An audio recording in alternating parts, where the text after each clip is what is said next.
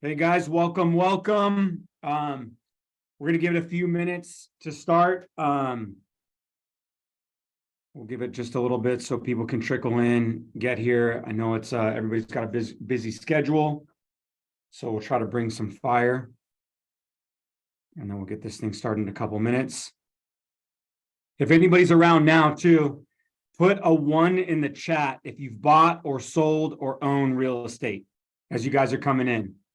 Put a 2 if you haven't purchased or own whatever. Maybe you're just getting into the space and just want to kind of gauge how everybody's been doing. Okay, now the chat's back on, everybody. So welcome again. We're going to start in just a couple minutes. I wanted to make sure everybody knows that they can now put their 1s and 2s, maybe 777 if they're fired up.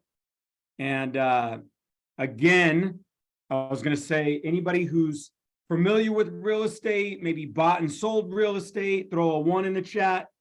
Anybody who's just, maybe they bought it before, but they want a refresher.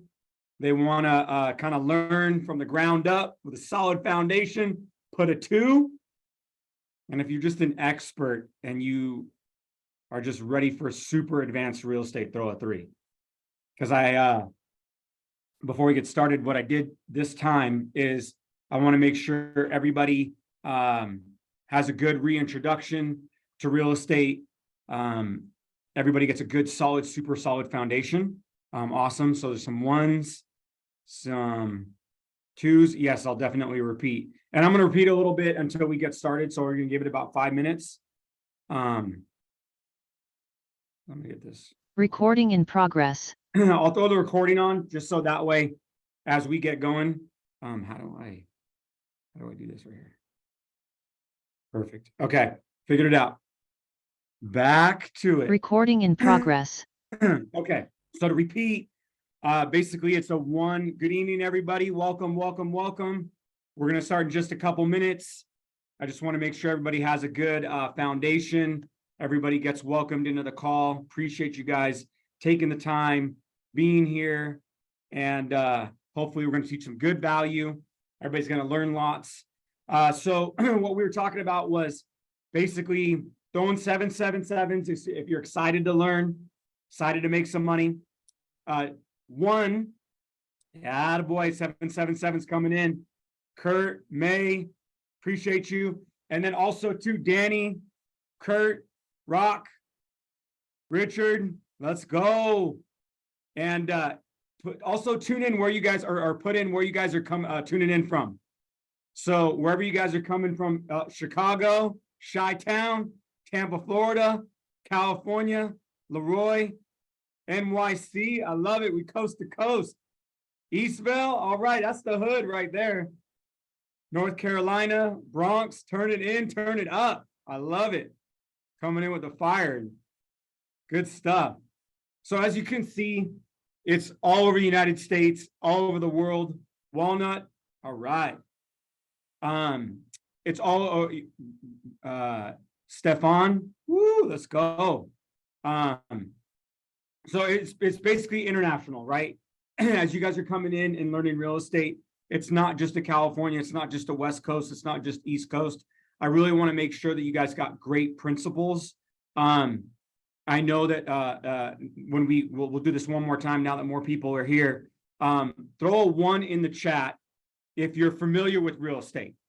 Throw a 2 if you just want to learn more and you're like, you might be familiar with it, but no one's ever really sat down and said, this term is this and that term of appraisal versus a home inspection versus a contract versus an assignment.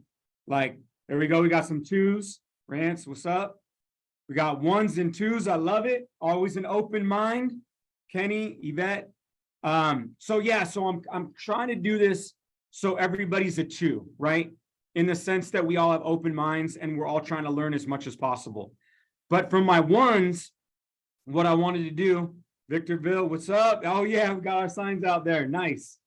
So what I wanted to do as well is do the presentation where I can give you 2s and 3s people that might, be in the business. Are there any real estate agents on the call? Throw me a 3 if you got a real estate agent on the call. If any of you guys are licensed. So what I wanted to do was throw a few things out there that are for my 2s and 3s as well. Even though I know we're geared a little bit towards the 1s, I want to make sure. There we go, 3, perfect. Mike in the house, one of the best. So I wanted to give you guys some good foundational knowledge, because even when I was sharing this with what we were doing here, it's so good. The information is so what we call evergreen. It's so valuable. It's so consistent over the career that I've had over the last 20 years that we forget about it. We start, working, and we get in our job and we get in our flow and we kind of find our niche. And then we forget the things that are really out there in terms of, going back to school. And I started learning a lot. In the beginning, I was like, what are we going to talk about? I buy and sell homes, the end, right? But then I really started to dive into the value adds, and there's just so much that now we wanted to put a good framework for you guys. And I'm going to share my screen here, get us right into what we're going to talk about. So I wanted to be able to get us into the flow where, last thing before I do this, how many people put a 1 if this is your first time on the call, put a 2 or a 3 if you've been here for multiple times. Ones, I love it. Jade, Andy, Taylor, Evan, Alex, let's go. All right, we got some May coming in on the 3-peat. Ty, all right. Cool. Ones, 3s. I love it. Appreciate you guys. Okay, so now we are going to dive into this.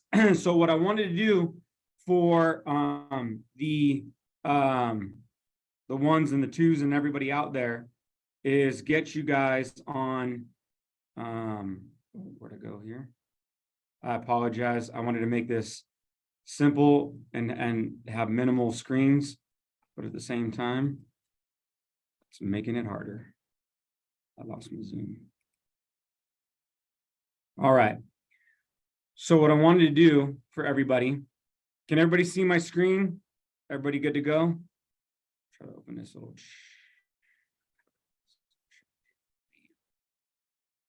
Okay, perfect. Appreciate you guys. Thank you for bearing with us as we're doing this. I want to make sure that I got your guys' chat and we're making this interactive.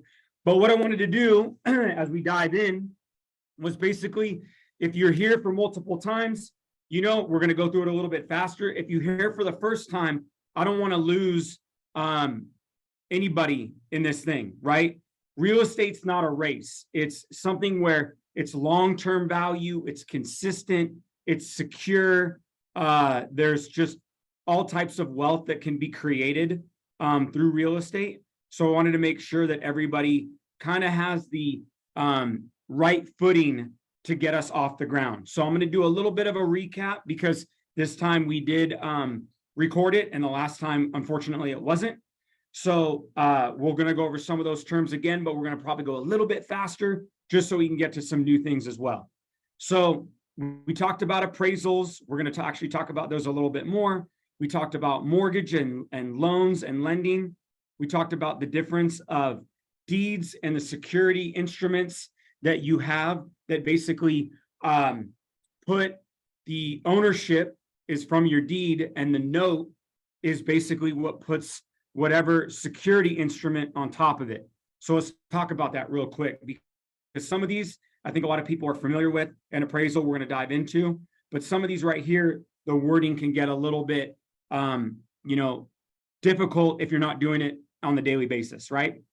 So when people refer to a deed, they're basically saying, hey, in some way, I'm going to take this as me as a single man. I'm going to take this as a husband and wife or with a partner. I'm going to have a vesting in the ownership, okay, So it's the legal document that ties the ownership and the transfer of that property. So a lot of people are like, wow, well, how's, my real estate secured? Well, it's secured by that deed of trust. Okay. So, and then oftentimes there's a note. And so if you have a note or you have something that you've leveraged and use the power of other people's money, that note sits on top of that deed. Okay. And then your title insurance is basically what insures the transaction. So one of the pro tips I shared last time was some people go, hey, I owned 123 Main Street. And then all of a sudden I just transferred it out of my grandparents' name into my name. But we never did an escrow. I never got title insurance. It's just in my name now. And you're like, oh, well, who pays the mortgage? Oh, it's in my grandparents' name. Well, you can't really do that. You can, but it's uninsured. And so the next time that you try to go do anything with that property, sell it, refinance it, they're going to require you to go get all the paperwork again, the deeds, all the transfers, and get proper title insurance, because there's a thing called chain of title, and it goes on how you transfer that ownership, and it always has to be insured. So you can do it without insurance, but the second you need insurance again, this is going to trigger. So we're going to talk about some more of those things, but for anybody that wasn't here, those are some of the things that we can dive into and we're going to have on the recordings. We talked about some of the agent roles. We talked about obviously listing agents that represent sellers. We talked about buyer's agents that represent the buyer. And we talked about that they're totally different in what they do. And sometimes, and I'm going to give you guys some examples, is you could be a dual agent. And basically, if your state allows it, what you can do is you can represent both the buyer and the seller in a transaction.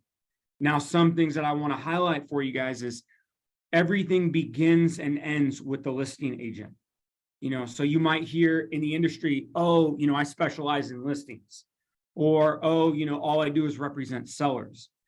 Chances are that's someone who's been in the business and over time they've developed a skill set, whether it be marketing, whether it be staging, whether it be rehabbing properties and fixing them up, or just working with, sophisticated, marketing mechanisms to get more sellers. They choose to work on that side and let the buyers come to them. On the other side, you might have buyer's agents that are like, hey, I don't have to invest anything. I don't even have to invest in pictures, marketing, design people, flyers, mailers, you name it, none of that. All I do is go pick up a buyer at an open house, or I go pick somebody up that I know is looking for a home. I'm going to market towards them, and they have another set of circumstances that they deal with. Those could be showing homes any times of the weekend and evenings when people are off work, right? So buyer's agents are pretty much game time on the weekends.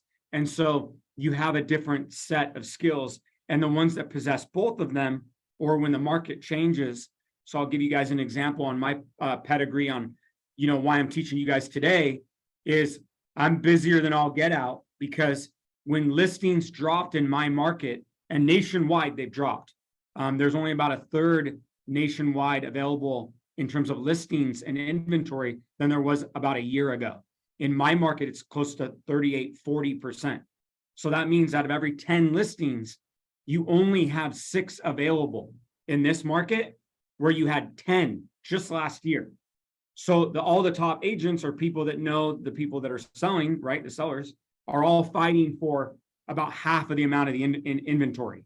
So what I did once I started seeing this trend appear towards the beginning of the year is I shifted my focus back into dual agency as a firm. And the reason I did that is because I didn't want to just be on the listing side, which I did for so many years. I wanted to polish up my skills, go back into my database, see all the buyers that were outbid, all the buyers that had a tough time getting a house, all the buyers that had just watched interest rates increase 20 times over the last year and a half, right? And I wanted to really help these people, because now in a market where there's less listings and actually more buyers to try to buy them with higher interest rates, it's just more of a tough time. Now, being on the dual agency side, you now can control that the buyer's process could be a little bit easier, or you flow into somebody else that instead of selling your listing, you can sell their listing. So we're going to dive into that a little bit more.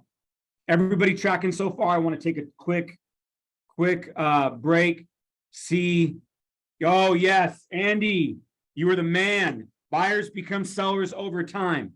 I want to give you guys a quick thank you, Andy. I want to give you guys a quick note on that, is that that's exactly what we've been doing in our database. Is we've actually gone and picked up, in order to get more listings, we've seen okay, our database has 211,000 people in it. Okay, we're actively marketing about 70,000 of them. They're all throughout the United States, but mostly centralized in our markets. And what we're doing is we're saying, hey, in the last 36 months, did you end up transacting? Great. You now are a seller in the next year, 2, 3, 4, 5, and we can begin to market, and we can be giving you value reports. We can be giving you market trend, heat maps, buyer, equity. So that way, if let's say you bought at 600,000 and now your house is at 700,000, they can say, hey, look at my house. I got $100,000 in equity. And now it helps them improve it more. It helps them be a little bit more secure if something were to come up and sell. And the people that are marketing to them consistently and driving in more value are going to be able to help with those listings when they come up. So that's a great point, Andy. Thank you for sharing with all of us. Going in a little bit more, and I'm going to have these. I brought up a resource for you guys that we're actually trying to put some real, my marketing team and I, we're putting in our resources that we share with our team. We're just opening them up and sharing them with you guys. So if you're an agent, probably will be speaking your language. Check out the YouTube. We post daily and weekly, and then we're going to be posting these presentations. So as you see, when you click on it, you can actually go into these links right here, and it's a bit interactive. So you can go boom right here, and I'm only taking you to reputable sites. I'm only taking you to sites that I would recommend myself.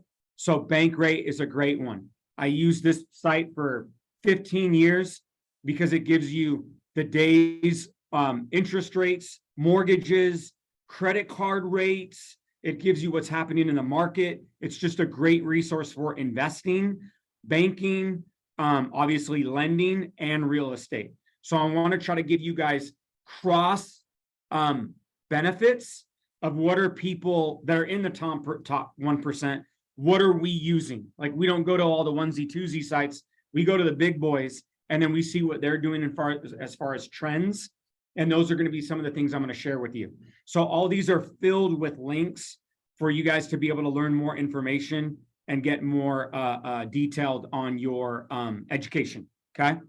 So just to go right off the top on this one right here, some of the nomenclature, okay, that they use in any industry, but specifically in ours, is they'll call a listing agent a seller's agent. And you're like, or a selling agent, I should say. And so, or on the buying side, sorry, a selling agent. See, I'm confusing myself over here. And so partly why I want to tell you guys this is because agents that are in the business, we will trick younger agents by using this type of vernacular to see if people are actually using the right thing. And you can tell in emails, you can tell in business etiquette, you can tell, I have multiple attorneys. We have a compliance staff of 5, and I'll give you guys a quick story. Recently, we launched a nationwide platform, because now in the nationwide platform, they have all the resources in every single state. So no longer do I have resources in one state, I have it in all 50 states, plus I have it in Canada, and it's going international, just like JIFU is. So the reason for that is because when you're in that compliance side or legal side, that entrepreneur side, how you should structure emails, how you should structure business etiquette in terms of offers and if you're a buying agent or a seller's agent. So this is going to be some of the stuff that you might be like, yeah, this is easy, and I get it, but I'm doing all this so we can build upon it. So when we get into how to structure a winning offer email, how to structure that best, CMA, that comparative market analysis presentation, that you're going to win that appointment. Because when you call and you say some of the things that you've alluded to in your email, when those sellers have time, they're going to pull up that email on their phone and they're going to see exactly what you talked about in a really easy order. So I'm doing this all day, every day. As soon as I leave you guys, I go to 2 more appointments just this evening, and I came from another appointment. So I'm actually boots on the ground trying to give you guys all the ins and outs with a proper foundation, right? Like I would wish all of my agents that came on. We're going to spend that time together. So the seller's agent, also the listing agent, you're going to continue to just drive home that you're there to represent them and their interests, right? So you're going to do that by attracting the top dollar. You're going to do that by holding open houses. You're going to be doing that by saying, and because I have people on the call that are 2s and 3s, I want to give you guys some of these nuggets that you got to get up on places like Redfin, places like Zillow, right? How do you do that? You got to stay in connection with what platforms they're using to change their algorithms to show more online. So Google, we know, is king. We know AI is taking over like crazy, and everybody is trying to keep up and figure it out. So plugging into those tools and using them to leverage your time and your ability is going to be better and better as you learn those things. So we're going to dive into some of our later conversations. We're going to dive into how do you, attract those open houses. Obviously, Saturdays and Sundays are the best, but what do you do Monday through Friday to make sure that it's in rotation in people's minds, right? We can all be better at that.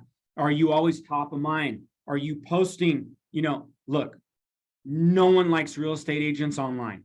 When it comes to, and then if you guys have a chat, we can go into it too, and I'll go back forth. So you guys can say something as I do it, and I'm gonna try to go faster to provide a little bit more value to people that were here the first times. So what I want to do with you guys is really be able to dive a little bit deeper to how can I use this if I have a listing coming up? How can someone who, I'll give you an example, in an ancillary market or a market that isn't mine, okay, which it's very, very small compared to the nation and the world, that I'm, 0.001 of my market. So what could you do in your market that I do in mine to be able to see, are they passing the smell test, right? Is someone that's advertising their house putting professional pictures, right? We know you can manipulate things with staging, and we can, pictures are 1,000 words, and we know you can doctor them all up, but that can actually backfire on you. When you edit your photos too much, okay, it actually raises the bar of expectations for buyers coming into your house. So back in the REO days, there used to be a trick we did, which the REO days is bank owned, okay? So it's auction. By the way, auction properties foreclosures are happening daily, right? So it's still a sub-market that's happening quite often. We used to have a trick, and it would be we never took professional photos, because what would happen is the illusion of a value and the illusion of a deal is actually more important than the deal itself, right? So let me explain that a little bit. If you have a house that's $350,000 and it's $350,000, but you want to list it for $329,900, or maybe you want to list it for $349,900, maybe a little below, little at value. Well, if you were to take really nice professional photos and you give those photos to a would-be buyer coming by, whether you represent them or someone else does, now all of a sudden, throw in the chat what that does if you throw in really good photos on a not really good house. What's going to happen with your expectations? Are your expectations going to be high, or your expectations going to be like you are expecting a lot. Yeah, hi, right? Thanks, Danny. Yep, hi, right? Bernard, Charles. So what happens if you go in on this particular approach and you just put in your cell phone photos, right?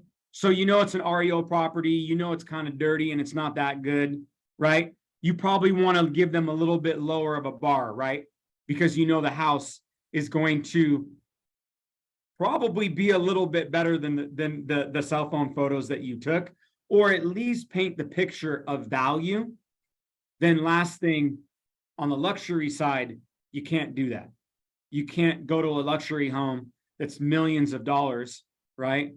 Let's do this because we did this last time. Let's go Newport Beach homes for sale. Oops. So let's take a little poll right here. By the way, yours truly popping up. Let's see. Let's go right here. So Newport Beach, coastal community, right? Millions of dollars. Let's see how this one looks. You got the 3D tour. Beautiful house, right? So I can just pop right in like I'm there. AI is going to change the game as far as this goes. All those goggles, the Apple ones coming out, this thing is just going to get better and better. But look at how amazing these photos look. They're clean, high res, all the lights are on, the doors are open, it's beautiful lighting, it's natural, like everything pops. I'm getting a good idea of the flow. They're taking me right into the indoor-outdoor flex space, right? So we're talking already, I'm seeing myself there and I'm looking at some of the amenities that it has. Then it's going to take me up to the bedrooms. So see, there's a nice flow to this whole situation. That is what you're going to be targeting on as a listing agent. Okay. The buying agent, now you're going to go back and say, okay, who wants to look more at this property? Is it going to be something like this, right? We're going to dream build. And then let's see if my example holds true here. So 200,000. Oh yeah, decent photos still. So they still wanted to put their best foot forward. You know, got the dogs playing. So it's Newport's coming swinging with their marketing efforts. But now on the buyer's side, you want to make sure that you're trying to get the best indication of value, and you're trying to get some of the tips and tricks, because let's just look at this real quick. How do you guys feel this one looks right here compared to this one right here? So $4 million. I mean, that's a pretty good deal, right? I mean, that's a pretty significant deal. Look at this one right here. See how they're twilight? See how they're at dusk, right? So you got that sun setting in the background.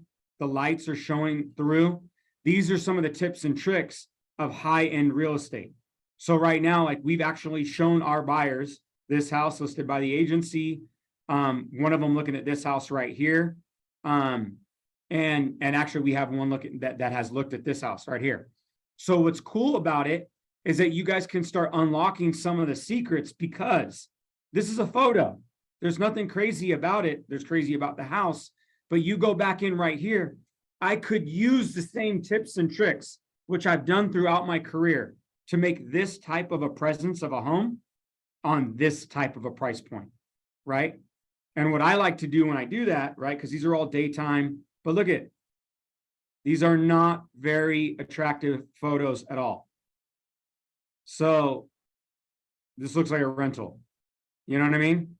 It's like for a $4 million house, I would love the opportunity to go sell this house and make it look 100 times better on the platforms that we would be advertising it.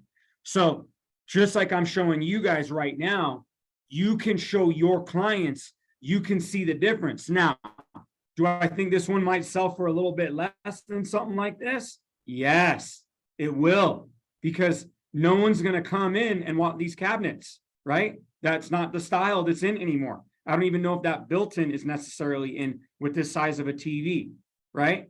So the amenities that you're going to unlock the amenities that that has versus knowing the ins and outs that you can unlock. I know right now as an investor, if I have someone looking, this is someone that's going to want a DIY, and maybe this house is worth 5 million, maybe it's worth 4. It will not sell for 4 if it's at 4, right? Everything's plain Jane, old school, carpet. It's just the finishes in this house. There's a ton of room for you to be able to build investment value or equity as a buyer. So now what happens is, if I'm in this market with my buyers, I'm going to give my buyers both options, right? I'm going to give them the option that's the turnkey, that's going to say, hey, this is my premium buyer, right? This is my buyer that money might not be an object for them. This is definitely not their first house. You know, if they're saying, hey, this is my first home, and, you know, I really want to make sure I get my bang for my buck, I might seek out these types of properties because I know there's tons of room in them, especially if I can add more value about opening up my Rolodex into the contractors we have, into the type of look of a house they want. Sometimes they might not even care about what that house looks like, right? We went over, everybody good on that? I'm going to hit that chat one more time. Everybody good? Good. So I'm trying to see how we're doing a little bit different. If you guys have been here for the second or third time, you know, give me a 777 if you guys like, you know, the feel of just going in, learning a little bit. I love it. Rock, Adrian, Tight, Danny, yeah, I love it. B, Leroy, Taylor, Rashawn, yes, even my own Go JIFU account, throwing love. Okay, perfect. So what I want to do is keep it interactive. You know, training in school in general, you have to have that mindset. And I want us to all learn, and I want us to just absorb, but I really want you guys to take away some of the real life things that we're doing, right? It's really important to us at JIFU. It's important to the entire family, that our education platform is just bringing fire that's going to turn you guys, motivate you, and get you out into the world to make more money, right? And that could be something that's paving the way. Like for me, I'll give you guys a quick example about while we get into this offer space. You know, talking about the agents and the sides. Okay, I'm going to tell you guys my example real quick. So in the last 36 months, I've probably sold close to 10,000 homes. Okay, most of them were on the listing side. You're talking 36 months, 3 years ago, it was 4,000 homes, 4,200 homes a year. Then I dropped to about 2,500, kind of crazy to say, dropped to 2,500 homes a year. Then I did about 1,250 last year. Now we're looking about 750, 500 to 700, okay? Now I want to tell you guys why I'm so excited and taking the time to spend here is because I learned bigger isn't always better. Bigger isn't always better. You want to make sure that you know your numbers. You want to make sure that you have the avatar of the client you're looking after. So what I looked after is, I'm like, look, I have my entry buyers. I have my investors. My investors don't want to buy multi-million-dollar properties. What for? You can buy in California a $300,000 to $500,000 property and rent it out and maximize it like you could $1 million property, right? And those numbers have doubled in the last 4 or 5 years, right? So what you want to do is take advantage of market trends. So right now, where everything's at a height, value is at a height in my 20-year career. I've never seen values as high as they are today, okay? Interest rates are as high as they've ever been in my personal career. I came into the career when interest rates were at 7%, and they used to do blended, what are called first and seconds, 80-20s. They used to stack them and used to have an interest rate that would be blended in the 7s, not actual interest rates that are in the 7s.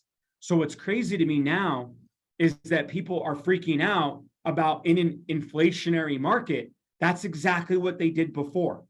But instead of calling it a down payment assistance or what you could do with a discount point or how you could get the seller to pay those closing costs, they had it stacked in cool loan products that maybe they're not as cool right now. But by the way, they will get more cool. We're going to talk about them. We're going to talk about getting into a house with 1% down, right? So when you get into that, what I've done personally is I cut all of the fat in the company. I cut all of the overhead. I legitimately was like, how do I get down to as lean as possible? How do I get to something where I know my margins are so tight that I have no choice but to make money? Doesn't that sound good for people? Doesn't that sound good that no matter what you got to go do, you can wake up in the morning and your overhead is so low? Let's say you still drive. I still got the Porsche Taycan, right? I still live in the beautiful multi-million-dollar house, right? But if I know there's no way for me to go but up on 500 transactions a year, I'm so excited because when I get back to the 2,000 or the 3,000 and we do this all together, you're going to all make it rain. So by being in the top 1% right now and being on such a global scale that we are, talking about some of these things that bring us back to basics is going to make us all thrive. It's going to make you thrive when you're, okay, we're talking about real estate, right? We're talking about an offer process. We're talking about making sure that you're willing to pay or you're willing to get into that equity position, right? And you're going to know your ups and downs. So many of these similarities follow JIFU. They follow your actual businesses that you're in, right? So you want to go in and you want to say, okay, well, hey, if it's 8 steps to buy a freaking house, there's probably less than 8 steps to get into the travel portal, start kicking the tires and get yourself on a vacation, right? So what I like to do is set the bar on the most expensive purchase. However, probably one of the most expensive things you could do on a single basis. I know right now I purchased one property. I'm going to pull it up for you guys before we jump back in the offer process. So I want to tell you guys real quick. Now this is in a down market. I got really, on the same page with one of my partner agents, Christy. Her and I, she actually brought this one to me with one of our mutual clients. Right now we got this, it's 570 and it looks, this is what it looked like, family. Let's pull it up. I'm probably going to go just a tad bit longer today, everybody, just because I'm so fired up. You guys are giving me all the energy that I want to give you guys a little bit more value. Okay. That's all right with you guys. So this is what it looked like, right? I drove up to it. I was like, you know, I don't gotta buy this one, right? Looked for ways to probably not buy it. Then what happened is, let me pull this up for you guys. I told myself, and I'm just going to give you guys my non-negotiables.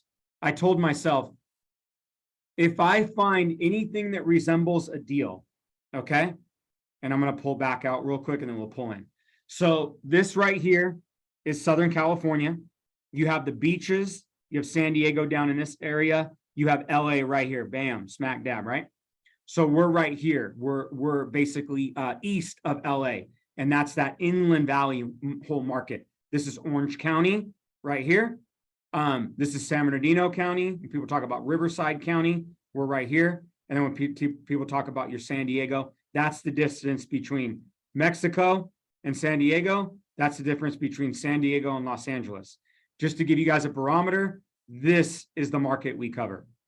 We cover the market from North LA to South San Diego. So it is a huge undertaking in terms of 208 micro markets.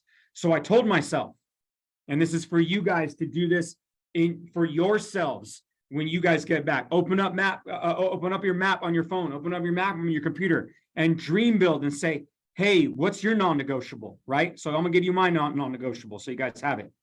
So I live right here, okay? I have an office down here in Orange County. We have another one in Anaheim and then one in San Diego, right? And one in Riverside. So I told myself the main one that we have that I'm speaking from you to right now is in Corona, okay? So what I told myself is if I get anything from my home to many of my offices or any of the surrounding areas that I service, I'm going to do anything I can in order to buy that home. Because I made one mistake in selling 10,000 homes throughout my career is I sold them. I got really good at buying them and really good at reselling them. So we made a ton of money, but I didn't really hold on to that many. Okay. So why I tell you I've had such a change of heart is because no one was on social media 10 years ago. Social media didn't exist like it does today. So when you see people going, oh, subject to, buy that house, Grant Cardone, leverage money, your money is worthless, borrow somebody else's. Okay, 10 years ago, none of that was there. 5 years ago, probably, it probably wasn't on most people's radar, right? It's only recently that people have got into this space where leveraging and owning and having doors is what you should do. And so quite honestly, I started getting older, started getting a family and said, okay, great. I know how to make tons of money, but am I always going to be able to make tons of money? I don't know. And even if I do, we should plan for the future. So I told myself, non-negotiable, okay? And before we get back into the training, I said, I'm going to buy it because I'm going to look for reasons to make this become a reality, right? So we got it for $475. We ended up buying it in December, okay? The as is value now, I'm going to see if I can pull up real quick what we did to it. We kept it a little bit longer. I have a heart and obviously a passion for real estate. So for me, it was really important that if I start doing rental homes, that they be really nice rental homes, that they give families an opportunity to basically better their life, right? Because we're at different stages in our lives. And I want to make sure that if I'm, going to get an investment property, I don't want to be a slumlord. I don't want to be someone who's taking advantage of someone that is in a renting situation. I want to actually provide tremendous value to those people in situations. So here's what we did. My wife actually redid all standard stuff off the shelf, Home Depot, or readily available under contractor surplus. The doors were special order. The appliance packages she got great deals on. You want to go buy appliances during sale times. 4th of July, I'm looking at properties right now. I want to go run up my Best Buy card or Pacific Sales or Home Depot because I want the no interest for 24 months. Pro tip, you guys want to do something to your house, tell your clients do something to your house. Don't call the contractor first. Go to Home Depot. I know it sounds crazy. Go to Best Buy. Go to the big institutional warehouses in your area. They're offering you free credit. They're offering you 0% for 2 years, 18 months, 36 months. See what they do. They're offering you crazy rewards if you just want to pay off your bills, right? Which I totally get. Or if you want to leverage it and get the best deals, you can pick up these packages 20, 30% off, maybe more, depending on if you're getting closeouts or not. So we went in and really wanted to make sure that we did a good job, putting some great looking fixtures, redid. I mean, even when it came down to the blinds and the LED recessed lighting, I was like, let's give a family something really, nice that they're going to be proud and take care of. So when our team got this one rented out, we found a really nice family that we know will treat it like their own. So to me, it's kind of crazy. Although I've done so much in real estate, I actually don't look at the dollars and cents if it comes into something that I really want. If it's something that I'm trying to wholesale, and then we're going to talk about that as well, even though we might have run out a little bit of time short today. We're going to talk about on our next call, we're going to talk about wholesaling and assignment of contracts. So I'm going to finish up this offer real quick, but look at that right there. This right here is how anybody in any market can start making some money. Okay. So we're going to talk just a little bit about that as we close, but I want to finish the offers. So what you can do is build, what I do and how I approach it with my agents, with my clients is you should have 2 simultaneous goals working at every single point in time in your business and in your life. Okay. Let me explain what those two goals are. One, it's your short term. It's your day-to-day money. We all have to live. We all have to meet that monthly, right now, the 29th, right? How many days? We got one more day till the end of the month. Everybody's like, 4th of July. Not me. Rent's due, right? I got bills. I got marketing. I got things to do, right? So I'm pipeline management at the end of the month. I'm seeing what's closing. I'm seeing what's going to the next month, right? So when you get sophisticated in your business, like all of you are, you're looking at month to month, right? But what you got to do in that goal is make sure that you're serving your long-term goal. Because what happens is your long-term goal is directly tied to your vision. And without a vision, what happens? We perish. We have no structure. We have no true goal. Your why is incredibly susceptible to change, and it's just not going to be really strong. So in the morning, I don't even need an alarm. I haven't had an alarm for years, ever since I got this renewed drive to get back into business and do the things that I love doing every day. And I just realized that was a typo. So right now, what I want you guys to think about as we start this course and we start this curriculum is, what does your vision look like for real estate? What does your vision look like for your business? Does your short term align with your long term? And it's okay if it doesn't right now. It's okay if you're like, hey, I'm working 2 jobs, doing JIFU in the meantime, and I'm going to be a millionaire. Perfect, right? That job might not align directly. But if anybody doesn't know about Shaq and about how many businesses he owns, Google him after this call and look at all the businesses he owns. Look at entrepreneurs, look at people that are in business and they buy things that you never would have thought they would buy. Car dealerships, restaurant chains, Reebok. They do things, they invest because their mind has a goal that they've set in terms of their vision. And what they've done is they've consistently aligned what they're doing in their short term to build for their long term. Okay. So as we go through this, think about that. Think about like, man, like, okay, like maybe I'm going to use this tomorrow, but if I don't use it tomorrow, how could I help somebody else use this? How could I make sure that I have my vision board, right? It's a big thing I used to have. Now I have all kinds of stuff all over the place. Is you want to make sure, oh yeah, by the way, Instagram, all the social media, just learn what people are doing in terms of their businesses.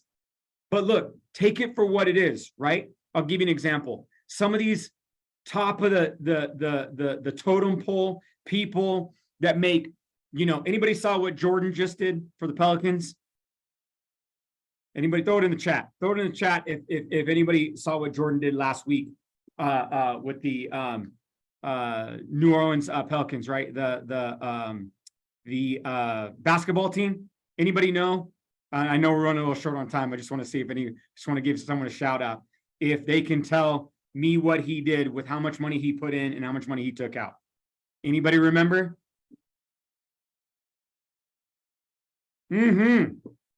Rock, $3 billion.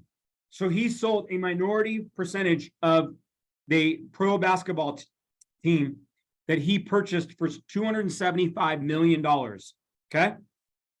I think it was 10 or 15 years ago, into $3 billion. Oh, is it the Hornets? I thought it was the Pelicans. Cool. Oh, perfect. Hornets. You guys are right. So he turned 275 into 3 billion, right? To me, that's inspiring, right? I think his net worth now is 6 or 7. So he multiplied his net worth by 50% in one deal he did.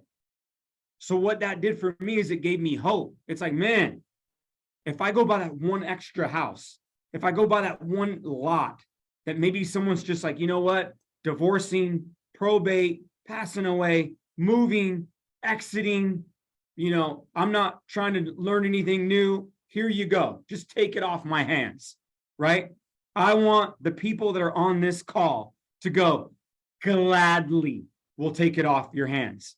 Gladly, we're going to go in and take that next, not only step forward in terms of that it's really difficult to do, but also that taking that step forward in faith, in knowing that you're grounded in education and you're around an environment like you're in right now. So, you know, one, you can always DM me. You can always hit me up. Two, you have resources all over the place.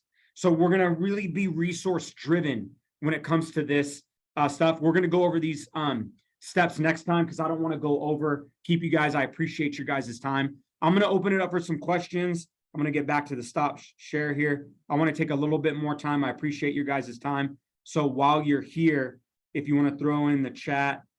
Just real quick, yes. It's Imran on the other end. Imran, talk to me. I just want to see if you could share your screen on that first slide where it said like the real estate terms real quick. I just want to take a quick picture. Also, yeah, 100. Also, I just want to say thank you, because being a person that, has purchased real estate and those things, even kind of before knowing all of these stuff, I just want to kind of be a person to say an advocate that the information that you're teaching, is top notch, and I say that just from experience, just to say, when I was purchasing real estate 2 years ago, I didn't know any of this information. I kind of just did it just because capital was there. But it makes kind of the second, third time going into it with this opportunity and every piece of resource that's going to come from it. It makes it so much more understanding. So I'm grateful. But let me just take a picture. Right, bro. You're an inspiration. I mean, you just going in and being able to buy like that is like such a cool testament to who you are. And I'm always here. Jay, Josh, like they inspired me on our educator call just to change it up today and really bring some fire. So, I mean, you guys are definitely inspiring me to, help as much as possible. So if anybody has real estate transactions, something they're going to buy, maybe they're looking at, you can always hit me. I'll get you guys my email and contact. I'm actually going to drop it in the chat real quick here. Because I want to be a resource for you guys. Know that, I'm stacked with a few appointments here and there. But I want to make sure that you guys always have my email. And then I'm always like on any of my handles on IG or what do you call it? YouTube. But when it comes to real estate, it's a big deal. So if you guys are like, hey, I'm looking at a property over here, I'm in contract with one, my man's on contract, or, she's buying something, or we're buying something together. We're selling a big property. I know just in the last 2-3 weeks, I think, man, like 6 or 7 people in the platform bought new homes or bought investments. It's such a congratulations to everybody. And if there's anything I can do to help, just hit me up. I'm literally a phone call or an email away. So I appreciate that. Okay. Yes. So, okay. A couple of things. I'm going to do some Q&A real quick, and we're going to rapid fire some things too. So one, I'm going to just throw you guys this real quick is, I did a new platform called Real, which I partnered with, and that allows you to basically do, real estate nationwide, and actually turn it into something where you can build teams. Okay. So when you wholesale real estate, so say that one more time. Anybody who wants to be in real estate and you want to buy more than one home a year, I would recommend you get licensed. You don't got to do it right away. Take your principles. You get 4, 5, 6 classes with me. You're going to breeze through getting your license. Okay. I can help you. I can put you at a great home in your local markets. If that's something that you don't want to do, let's say you got that money and you're like, no, I'm not going to learn how to do that. I'm going to hire someone to do that for me that's an expert in whatever thing I do. For example, if I want to wholesale real estate, I don't really need a license. And let me tell you why. One of the biggest things is I want to go talk to real estate agents. All I want is the deal, right? So on the deal, You don't want a commission, right? I was talking to a lender friend of mine. We were in Newport Coast over the weekend. I don't know if anybody saw my social, but we're in Newport Coast in a place called Crystal Cove. It is literally all those $50 million properties, $15 million properties that you guys are seeing. Tons of celebrity types there. And I was talking to one of my really good friends for a long time, and he goes, hey, I'm going to go do all my own agency stuff. And I'm like, ugh, I wouldn't recommend that.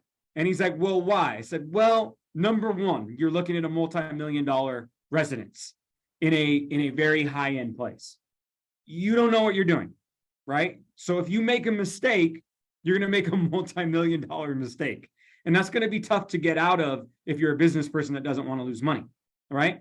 So you should find someone, I'll vet them, I'll help you with them, you know, give me the smell test, same thing I told you guys. But what you want is you want the deal. You want to make sure that whatever you're doing, you're looking at value.